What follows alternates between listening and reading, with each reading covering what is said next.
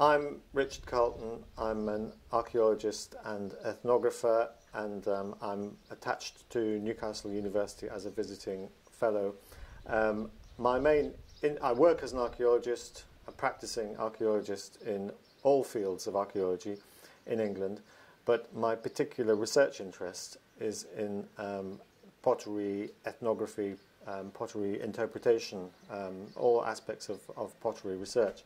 So I originally came, I've done a lot of work in Eastern Europe, trying to look at, really looking at modern potters, looking at ceramic ethnography, but linking it to archaeology.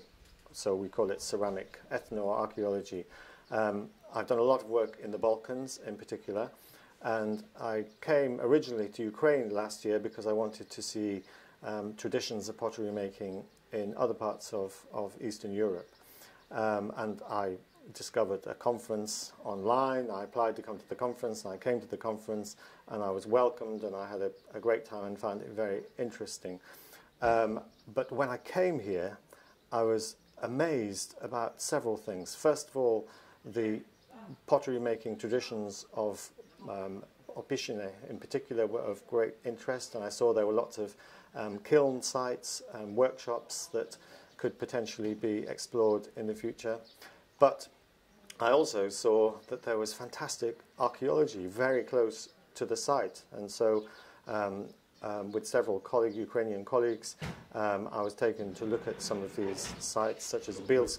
I thought it would be interesting for my colleagues in England to look at some of this potential sites, such as Bielsk and the hill fort in Opishine, for example, and several other sites. So I was very excited when I went back to England, and I discussed with my colleagues, in particular Mark Jackson and Sam Turner, the possibility of coming out again here to carry out effectively a reconnaissance visit, just to explore some of this archaeological potential even more.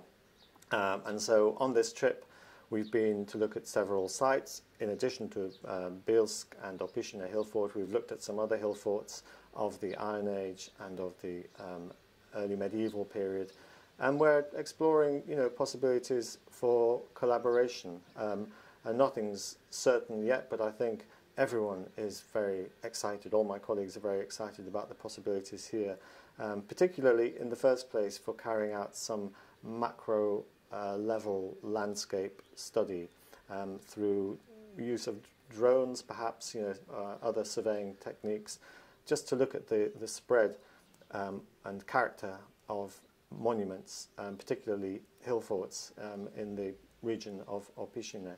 And, perhaps then to discuss collaboration, perhaps with some excavation as well in the future. But that's all for the future. But I'm also still interested, particularly with my colleague Mark Jackson, in looking at the pottery traditions of this area. And we've been very fortunate and pleased to take part in the kiln excavation this year, which was very interesting. And I think there are more possibilities for finding, first of all, perhaps through geophysical survey, and then perhaps excavating and analysing more kilns in Opishine and in the region, and also for carrying out some experimental archaeology, because you have a fantastic resource here with the museum and with all the open ground and the forest and with knowledgeable and expert people. So I think, ethnography backed up with some experimentation would be of benefit to us all, I think.